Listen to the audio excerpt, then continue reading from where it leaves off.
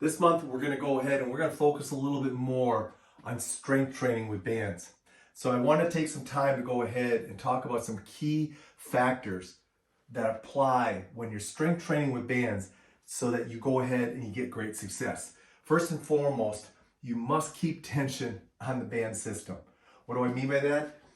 What I mean is if you're going to go ahead and use a heavier band, when you get back into what we kind of classify as the pre-concentric phase, right before you go to push, pull, whatever the movement is, squat, you want to make sure that there's still tension on the band system. If you're back here and you're pushing and you get here and there's no tension on the system, what's going to happen is you're not going to get any tension until you get to about right here. Well, now you're only strength training the very end of the movement. So you have to keep tension on the system. Where that becomes a little bit more difficult is with attachment-free training. So very much focus on that and realize that you may have to adjust the band length a little bit by using some modifications in the setup to make sure that you always have tension on the system.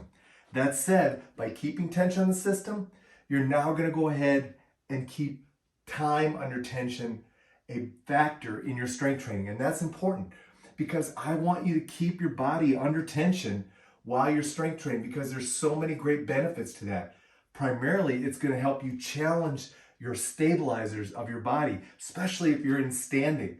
If I'm in standing and doing a pushing movement and my lower body has to be stabilized and controlling, do you know how effective that is at helping you improve your balance and control? Very effective. So keeping tension, specifically keeping time under tension on a high level is going to help build your strength. We're also going to go ahead and it's going to be important that you adjust your starting tension. So again, make sure that your starting tension is challenging, but here's the key. Can you finish the movement and go through a full range of motion? That's going to be the key. If you can, stepping out and setting your tension just a little bit more aggressively and still being able to finish is going to be a key. So start making sure your starting tension is really going ahead and challenging you is going to be important. And then as we said, being able to finish and going through full ranges of motion, that's also important because not only is that important because you want to finish the movement, but by finishing the movement, you're going to build stabilizers that your body has to have when your arms and your legs are furthest away from the center of gravity. So if I'm pushing, I want my shoulder stabilizers to really be strong when my hand is way far away from my center of gravity or my trunk. How are you going to do that? By making sure you're finishing the movement and going through a full range of motion. Keep in mind too, a variable resistance allows you to change your resistance on the fly. So if I'm going ahead and once again training and I'm out here and I can't quite finish anymore, but I want to do 2 more reps, I could just step back just a couple inches, reset my resistance at the beginning and be able to finish the movement. It's kind of like being able to do a superset on each and every exercise. So feel free to tweak your tension, specifically your starting tension, or by adding resistance by stepping out further so that you're maximizing your effort during your strength training. The other thing is keep your tempo slow. It's easy with a band to want to go ahead and be fast. There's times when we want fast reps, but if you're really trying to build your strength, make sure your tempo is one that is really under control and in some cases a little bit slower than normal so that we really maximize all those things we've already talked about in regards to time under tension, keeping tension on the system, loading the stabilizers, those types of things. Also, it's not a bad thing to add in some additional gravity challenge. What do I mean by that?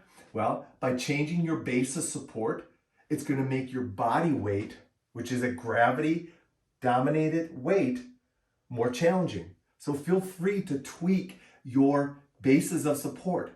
This month's workout, I give you some examples of that by our pushing, pulling, and pressing type single arm movements and how I change my base of support. So feel free to do that. But also, feel free to add in some free weights.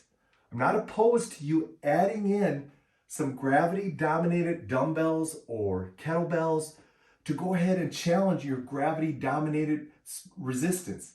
What's that going to do? It's only going to help build your strength and build your strength in regards to you being stronger on your feet. So feel free to add in some dumbbells or free weights into the workout if you're ready. Even a small 6 to 10 pound dumbbell, along with your lower body exercises that we do this month, is a great way to bump up your resistance. And lastly, guys, get comfortable with being fatigued. Get comfortable with finding fatigue. Don't go ahead and try to avoid fatigue. Go out and attack fatigue. Get to fatigue. Challenge yourself to get to that level of fatigue. You can always rest for short durations during the set, or you can go ahead and have to decrease your reps because you just simply didn't have anything left in the tank. But getting ourselves to the point where we feel comfortable pushing ourselves to that level of fatigue, knowing we can have total control and can stop, is really important. I don't think people typically want to push themselves into what some people call their pain level or their pain zone. Hey, it's okay. Push yourself into your pain cave a little bit. Challenge yourself to get there. You can always back off if you need to. All right, there you go. That's going to be the keys to making sure that band strength training is successful for you.